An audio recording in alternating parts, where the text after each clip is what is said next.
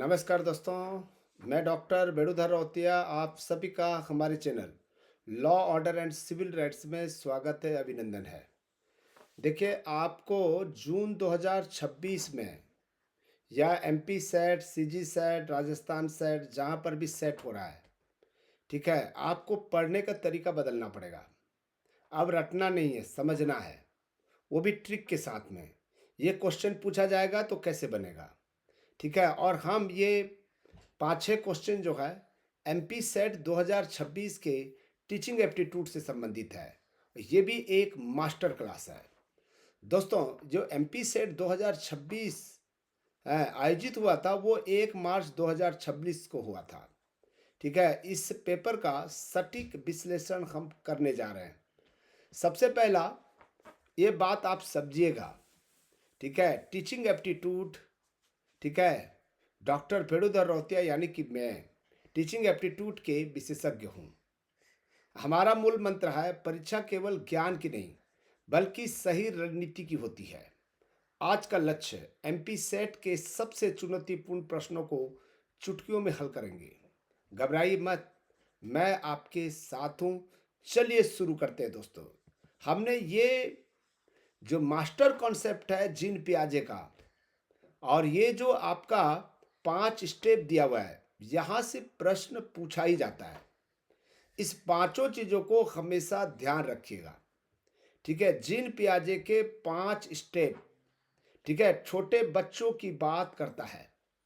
जब माँ के गर्भ से बच्चा पैदा होता है और जब वो स्कूल जाने लगता है, बड़ा हो जाता है, तब तक के 5 स्टेप को जीन पियाजे ने अपनी ये स्टेप्स के साथ में समझाता है। इसीलिए ये प्रश्न ज़्यादा पूछा जाता है, क्योंकि इसमें ऑप्शन ज़्यादा है प्रश्न पूछने में, ठीक है, बहुत इजी होता है। तो क्या 5 स्टेप है? ये स्कीमा, याद रखिएगा, स्कीमा पहला स्टेप है। बहुत सारे किताबों में या गाइड में या आपके नोट्स में स्कीमा के बारे में विवरण नहीं मिलता है, ठीक है। और हम अभी जो है स्कीमा पढ़ेंगे। स्कीमा क्या होता है? ज्ञान की बुनियादी इकाई यानी कि प्रारंभिक अवस्था। यह हमारे दिमाग में सूचनाओं का पैकेट है। इसको कैसे समझेंगे? स्कीमा का मतलब क्या होता है? स्कीमा का मतलब ये होता है, ठीक है, जो छोटे बच्चे होते हैं, जो पैदाइशी बच्चे होते हैं, वो केवल, ठीक है, जिनसे संपर्क में आता है उन्हीं को पहचानता है। जैसे माँ के पास में रहता है तो माँ को पहचानता है। यदि उसका बाप पकड़ता है तो बाप को पकड़ जानता है, या दादी को या नानी को या मौसी को, ठीक है, उनको बहुत जल्दी सूंघ कर पहचानता है, सूंघ कर, ठीक है। नाक में एक सेंट आता है, उनके माँ का अलग गंध आएगा, ठीक है, मौसी का अलग गंध आएगा, ठीक है। जो भी पकड़ेगा 2 बार 4 बार, ठीक है, तो उन्हीं के सुगंध से, गंध से वो पहचान जाता है कि वो हितकारी है या नहीं है। इसलिए आपने देखा होगा छोटे बच्चे अनजान व्यक्ति के पास में जाएगा ही नहीं, क्योंकि उन्हें सूंघने की शक्ति है।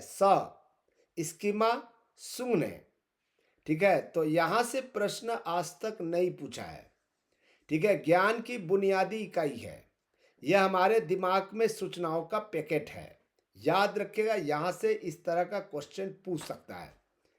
फिर उसके बाद में सेकंड स्टेप है एसिमिलेशन, ठीक है। एसिमिलेशन क्या होता है? पुरानी जानकारी यानी कि स्कीमा का उपयोग करके नए जानकारी को समझना।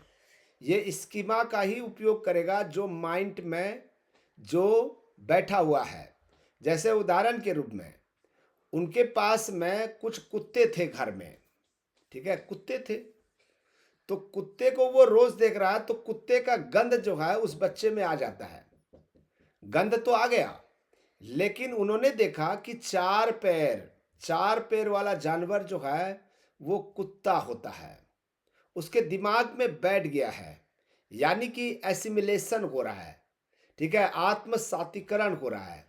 पुराने जानकारी का उपयोग करके नए जानकारी को समझना, याद रखिएगा, आत्मसातीकरण होता है, आत्मसात करता है, ठीक है। इसी को जो है डिसइक्विलिब्रियम, यानी कि असंतुलन, थर्ड स्टेप आता है। यहाँ पर भ्रम की स्थिति आ जाती है, बच्चों में भ्रम पैदा होता है जब पुरानी जानकारी यानी कि स्कीमा नई स्थिति को समझने में विफल हो जाती है। जैसे उदाहरण के रूप में उन्होंने आत्मसातीकरण तो कर लिया, सभी चार पैर वाले जानवर को कुत्ता समझा था, लेकिन गाय के भी चार पैर हैं, शेर के भी चार पैर हैं, बिल्ली के भी चार पैर हैं। तो बच्चा क्या कर लेता है कि ये भी सब कुत्ता ही होंगे। ठीक है, गाय को वो कुत्ता मान लेता है, ठीक है, बकरी को वो कुत्ता मान लेता है, क्योंकि इसके पहले आत्मसातीकरण किया था, उन्होंने कुत्ता देखा था, उसके चार पैर थी, उसके पूंछ भी थी। ठीक है, तो इसीलिए उनको जो है भ्रम हो जाता है। फिर उसके बाद में समायोजन, फिर उन्होंने क्या किया, चार पैर वाले जो है कुत्ते नहीं होते, फिर सबकी आवाज अलग अलग होती है, समायोजन करता है।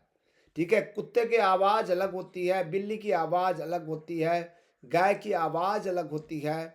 ठीक है, इसलिए वो समायोजन करता है, नए जानकारी के आधार पर अपनी पुरानी सोच में बदलाव या सुधार करता है। जो उसके पास में स्कीमा थी, आत्मसातीकरण थी, उसमें जो है वो सुधार करने लगता है। उनको जो इसके पहले जो भ्रम हुआ था उसको उन्होंने जो है बदलाव करता है और उसको सुधार करता है। और लास्ट है, ठीक है, इक्विलिब्रियम। उसके ऊपर वाला जो था थर्ड स्टेप में असंतुलन था, अभी संतुलन है। असंतुलन से संतुलन की ओर जाने की प्रक्रिया है, पुरानी और नए जानकारी के बीच तालमेल बिठाता है। ठीक है, पुरानी भी जानकारी है, नई जानकारी भी है, उसके बीच में तालमेल बिठाएगा। ठीक है, अब कुत्ता और बिल्ली का देखने का नजरिया अलग होगा।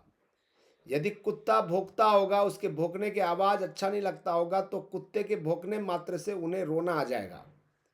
ठीक है, बिल्ली छलांग मारती है, उनको कभी चोट पहुंचाया होगा। यानी कि संतुलन का मतलब ये होता है, जैसे मान लीजिए जलती हुई मोमबत्ती में बच्चा यदि उंगली रख दिया है और यदि वो जल जाता है, तो याद रखना दोबारा कभी भी जलती हुई मोमबत्ती में उंगली नहीं डालेगा, क्योंकि उन्हें पता है कि यहाँ पर मैंने इसके पहले डाला था। ठीक है, तो मेरा मेरा हाथ जो है जल गया था, मेरा उंगली जो है जल गया था। ये होती है संतुलन। ठीक है दोस्तों, अब आते हैं दोस्तों मॉक टेस्ट। आपकी अग्नि परीक्षा है, आप देखते रहिएगा। एमपी सेट 1 मार्च का जो क्वेश्चन नंबर 32, 32, 31, 32, 33, 34, 35 और 50, ये जो प्रश्न है, ठीक है, आपको बनाना है, इसमें हल करना है। थोड़ा समय ज़्यादा लग रहा है, लेकिन वीडियो को पूरा तक देखिए, पूरा अंत तक देखेंगे। अपनी सीट बेल्ट बांध लें। क्या आप तैयार हैं मॉक टेस्ट देने के लिए? चलिए पहला क्वेश्चन आते हैं। यहां लेवल ऑफ टीचिंग पूछा है। ये एमपी सेट में तो क्वेश्चन पूछ दिया, लेकिन नेट में क्वेश्चन नहीं पूछा जाता। देखिएगा, ये अंतर होता है, सेट का पेपर और नेट का पेपर में डिफरेंट आता है। निम्नलिखित कौन से अध्यापन स्तर के लिए कक्षा का वातावरण खुला और स्वतंत्र होना चाहिए? खुला और स्वतंत्र, किसी के मार्गदर्शन की जरूरत नहीं होती है। स्मृति स्तर में शिक्षक का मार्गदर्शन आवश्यक है। बोध स्तर में जो टीचर ने बताया है उसको वो अलग तरीके से समझने की कोशिश करता है।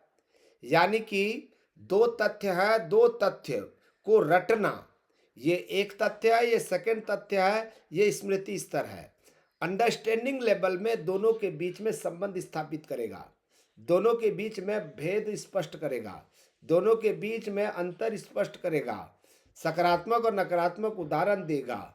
तो यदि कोई बच्चा इस तरह का बिहेव करता है तो समझ जाइएगा वो अंडरस्टैंडिंग लेवल है। चिंतन स्तर जो है, चिंतनशील अवस्था जो है, रिफ्लेक्टिव लेवल जो है, हाई लेवल का होता है। ठीक है, सब ज्ञान उन्हें प्राप्त होता है, सभी ज्ञान, यानी कि ये उच्चतम स्तर है। और यहाँ पर जो पीएचडी करने वाला है या जो उपन्यास लिखने वाला है, जो पेंटिंग करने वाला व्यक्ति है, वो खुद स्वयं से करता है, ओपन करता है और स्वतंत्र रूप से करता है, किसी की मार्गदर्शन की जरूरत नहीं होता। वो एक खुद ही एक टीचर हो गया रहता है, टीचर का क्या सलाह लेगा। ठीक है, तो इसीलिए जो है ये जो तीसरा ऑप्शन है बिल्कुल राइट आंसर है। डॉक्टर साहब का टिप यानी कि मेरा टिप है, जहां भी स्वतंत्र और खुला विचार दिखे वहां बिना सोचे चिंतन स्तर को उत्तर चुनना है। अब क्वेश्चन नंबर 32 है, शिक्षा का दृष्टिकोण। पारंपरिक शिक्षा का प्राथमिक उद्देश्य क्या है? याद रखिएगा, प्राथमिक शिक्षा का मतलब क्या समझते हो? पहले जमाना में जो गुरुकुल में जाकर पढ़ते थे या लेक्चर मेथड है, ठीक है, जिसमें शिक्षक की भूमिका सबसे ज्यादा रहता है। छात्र केवल निष्क्रिय होकर श्रोता के रूप में बैठते हैं, ठीक है। तो ये याद रखिएगा, शिक्षक केंद्रित शिक्षा जो है ये पारंपरिक शिक्षा है, ठीक है। और जितने भी तीन ऑप्शन दिए हुए हैं, तीनों ऑप्शन जो है याद रखिएगा आधुनिक शिक्षा प्रणाली है, ठीक है। मेरा टिप ये है, पारंपरिक का सीधा मतलब होता है वन वे ट्रैफिक, यानी कि शिक्षक बोलेगा और छात्र सिर्फ सुनेगा। अब पियाजे का सिद्धांत हमने पहले भी बता चुका है। पियाजे के भौतिक विकास सिद्धांत के अनुसार बच्चे नई संकल्पना या ज्ञान समझने के लिए अपने पूरे पुराने ज्ञान की मदद लेता है, जिसको हमने बताया था सेकेंड स्टेप जो है एसिमिलेशन, ठीक है। जो मैंने बताया था कि कुत्ता को उन्होंने देखा और कुत्ते के चार पैर होते हैं। अब किसी भी जानवर को देखकर जो है पुराने जो ज्ञान है उसके आधार पर सभी जानवर को वो कुत्ता मान लेता है, यानी कि आत्मसातीकरण करता है, ठीक है। और हमने जो है मास्टर कॉन्सेप्ट टेबल में देखा है, जब पुराने ज्ञान की मदद से नए जानकारी को ग्रहण किया जाता है आत्मसातीकरण कहलाता है। अगर पुरानी सोच बदलनी पड़ती है तो वह समायोजन हो जाता है। समायोजन हमने पढ़ा था सबसे लास्ट में, ठीक है दोस्तों। तो इसको आपको याद कर लेनी है। फिर नेक्स्ट क्वेश्चन है मूल्यांकन प्रणाली। निम्नलिखित में से कौन सा दृष्टिकोण मूल्यांकन के लिए सबसे अधिक महत्वपूर्ण होता है?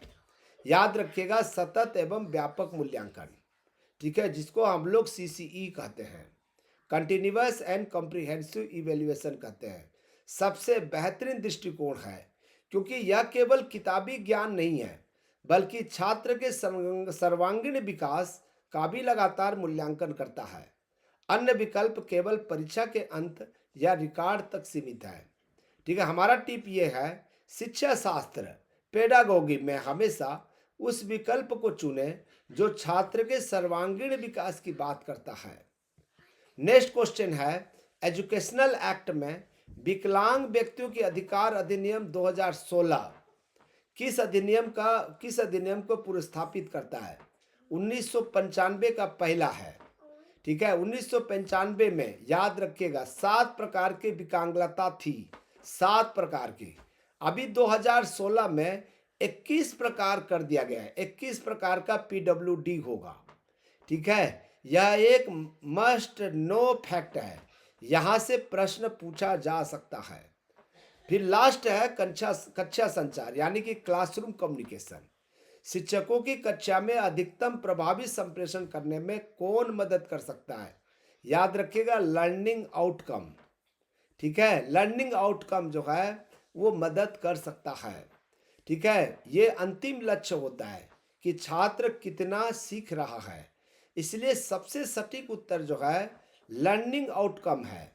शिक्षक का इनपुट तब तक व्यर्थ है जब तक लर्निंग आउटकम ना हो, यानी कि एक अच्छे शिक्षक की पहचान उसके पढ़ाने से नहीं बल्कि छात्रों के सीखने से होती है।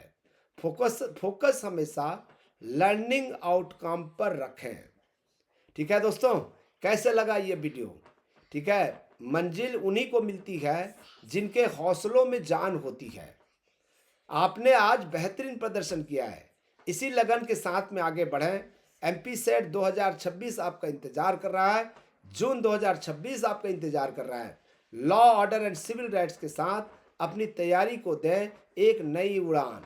All the best. आपको वीडियो अच्छा लगा हो तो आप जो है लाइक करें, सब्सक्राइब करें और साथ ही साथ कमेंट्स लिखना न भूलें। ज़्यादा से ज़्यादा इस वीडियो को शेयर करें ताकि सभी लोगों तक इस तरह के जो क्वेश्चंस का है, जो उसका एक्सप्लेनेशन होता है, जिनको हमको समझना चाहिए वो समझ में आ जाए। Thank you, thank you, thank you.